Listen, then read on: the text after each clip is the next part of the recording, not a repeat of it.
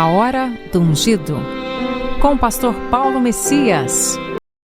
Olá, meus amados irmãos e irmãs, a quem vos cumprimento com a graça e com a paz do Senhor Jesus. Eu sou o pastor Paulo Messias, da Igreja Videira de Canaã, Goiânia, Goiás, Brasil, para o mundo, chamado por Deus para pregar o Evangelho da Graça, para curar os enfermos, para libertar os cativos. Mas antes de orar com você, gostaria de compartilhar uma palavra de Deus. Josué e o povo que não entrou na promessa. Preste atenção, meu amado.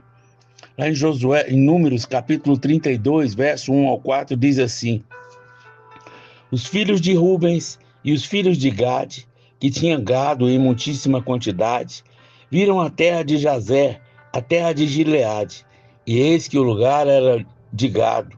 Vieram, pois, os filhos de Gade e os filhos de Ruben, e falaram a Moisés e ao sacerdote Eleazar, e aos príncipes da congregação, dizendo: Atarode, Dibon, Jazer, Nira, Esbom, Eleade, Sebá, Nebom e Beom.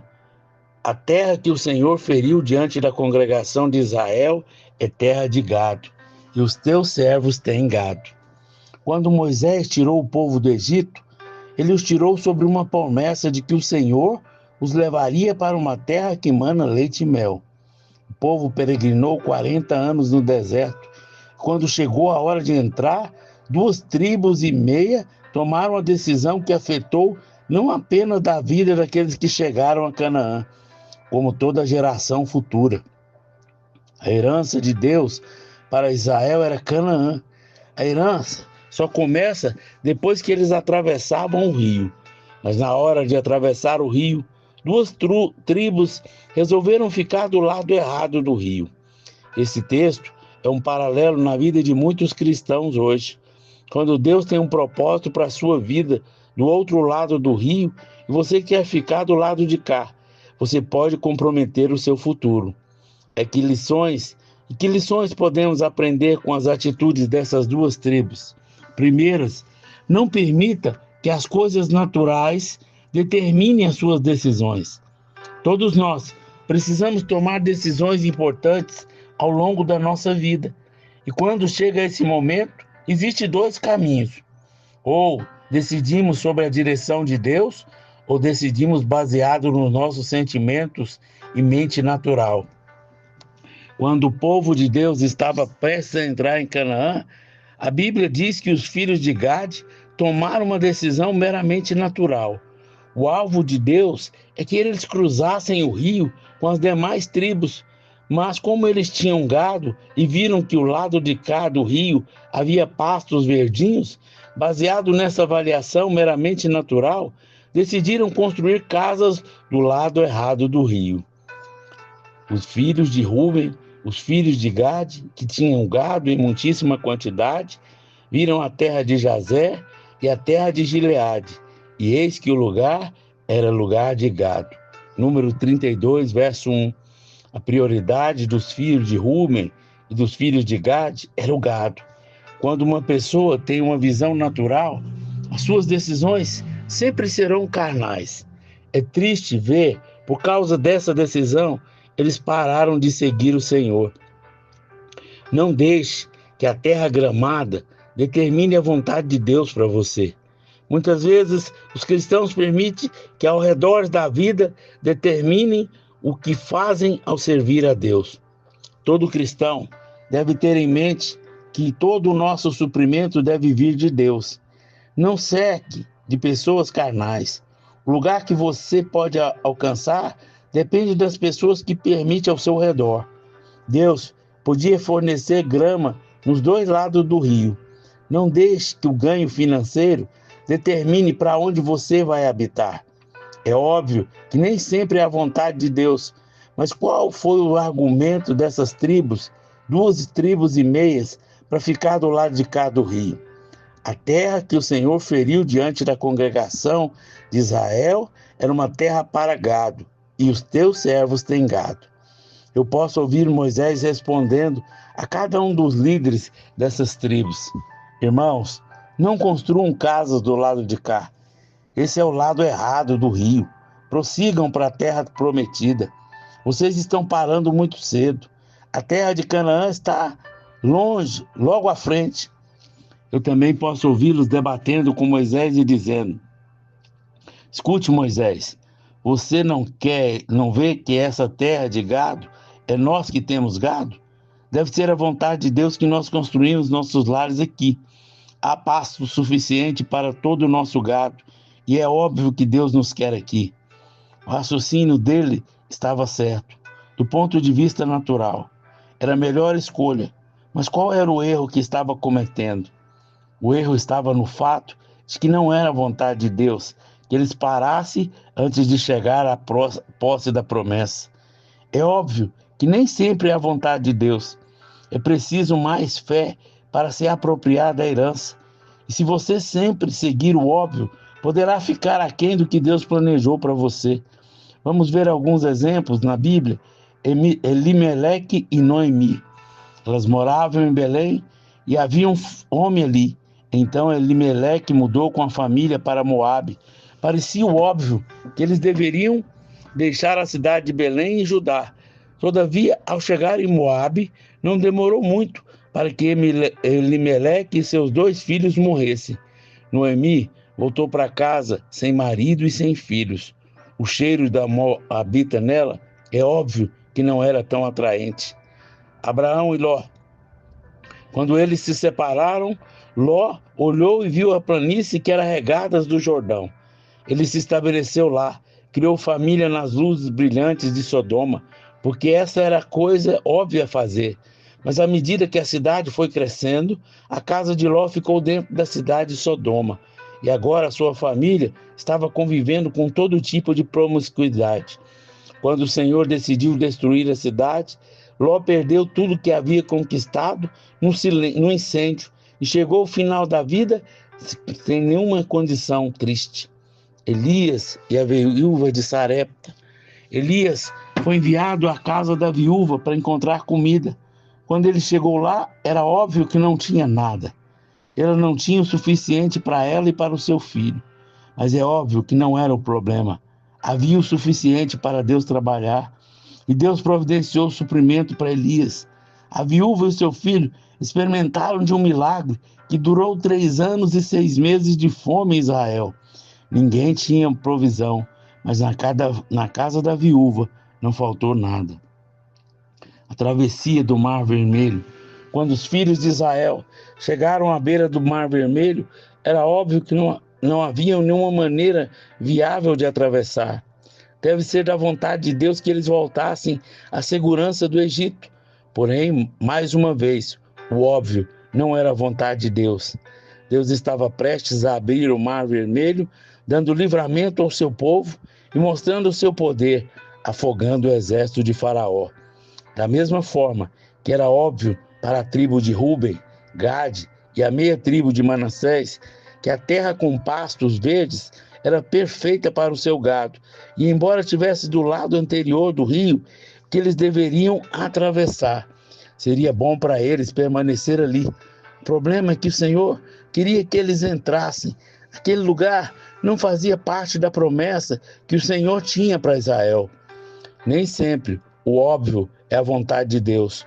O problema da pessoa natural é tomar decisões em função da avaliação natural. O nosso desafio é sermos guiados pela árvore da vida, que o Espírito Santo de Deus seja o nosso guia, que jamais coloquemos a nossa vontade acima da vontade do Senhor.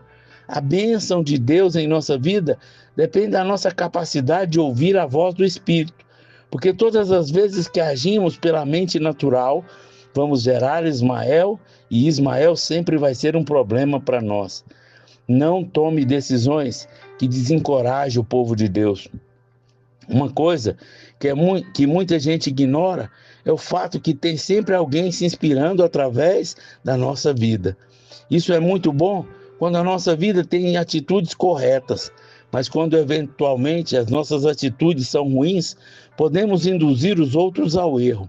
Foi exatamente isso que aconteceu quando as 2,5 tribos decidiram parar do lado de cá do rio, as demais tribos desanimaram. Lá em Números 32, verso 7. Porque depois desanimais o coração dos filhos de Israel, para que não passe a terra que o Senhor lhes deu? Esse texto é uma advertência muito séria. Sempre haverá alguém que o seguirá, mesmo que seja errado. Seus filhos serão diretamente afetados pelas decisões que você tomar. Se você escolher errado, seus filhos acompanharão no erro. Se você mudar para Moabe, eles casarão com mulheres moabitas. Se você viver sob as luzes brilhantes de Sodoma, eles aceitarão o estilo de vida dos sodomitas.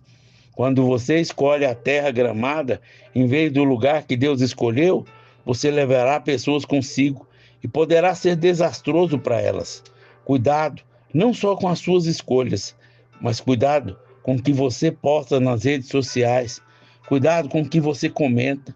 Cuidado com o que você curte. Cuidado com o que você compartilha. Porque quando você dá um clique, você está sendo visto por muitos. E as pessoas entendem que você está concordando com o que você está curtindo. Essas 2,5 tribos tinham obrigação com o resto de Israel. O plano de Deus para toda Israel ainda não havia sido concluído. E Deus esperava que eles fizessem parte de toda a nação de Israel. Aqui está um princípio.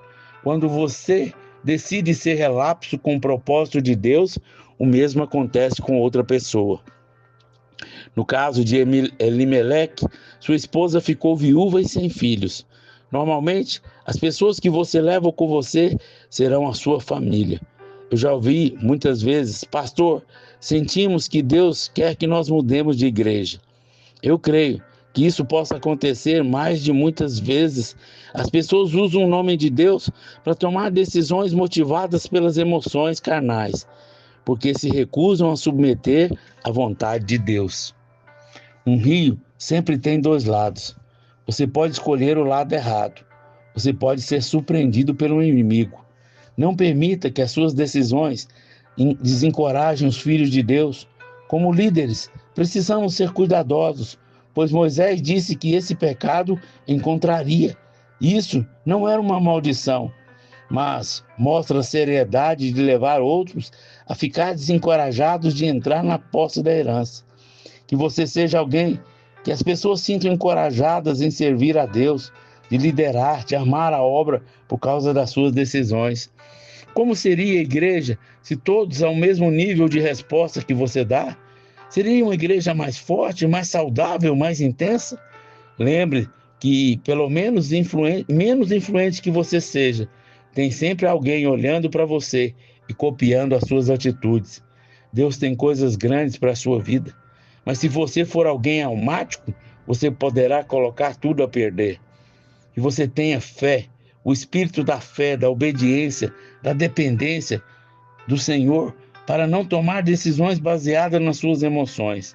Seja um homem de Deus, seja uma mulher de Deus, seja um bom exemplo para os que estão te observando.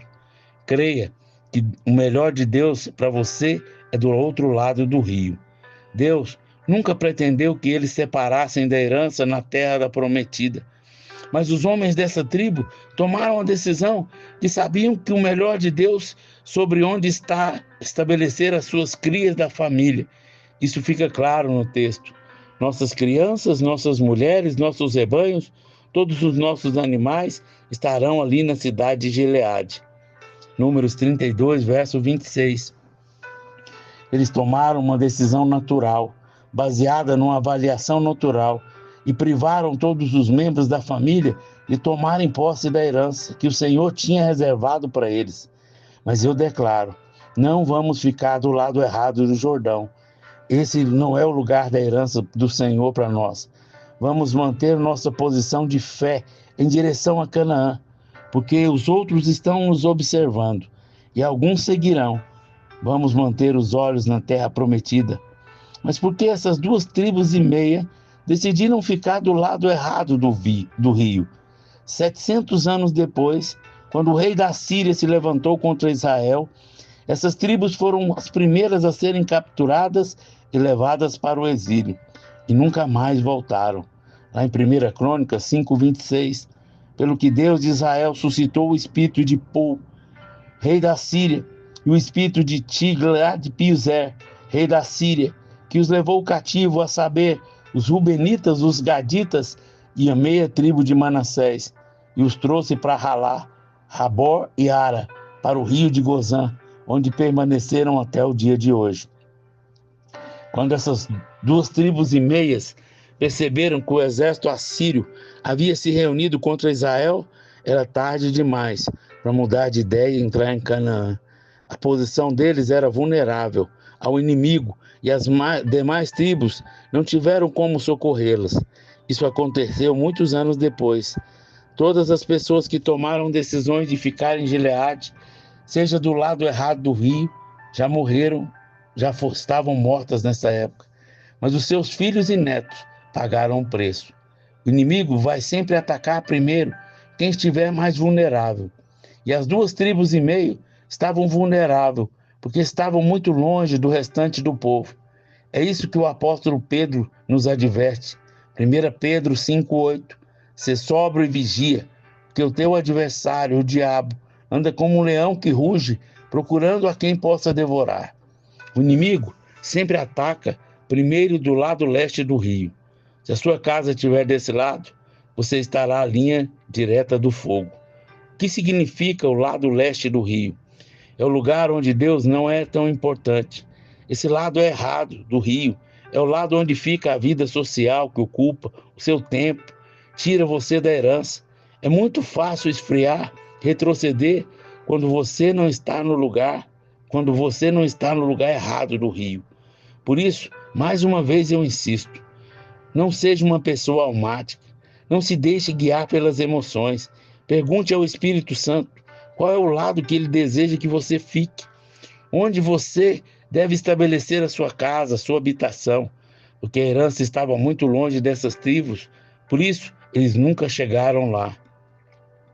Não construa a sua casa do lado esquerdo do rio. Construir a casa do lado errado do rio é ser guiado por decisões naturais. Construir a casa do lado errado do rio é tomar decisões que, ao invés de levar os outros a conquistar e avançar, os afastam de servir o Senhor. Construir a casa do lado errado é abrir mão do melhor de Deus para a sua vida. Deus tem promessas maravilhosas para a sua vida.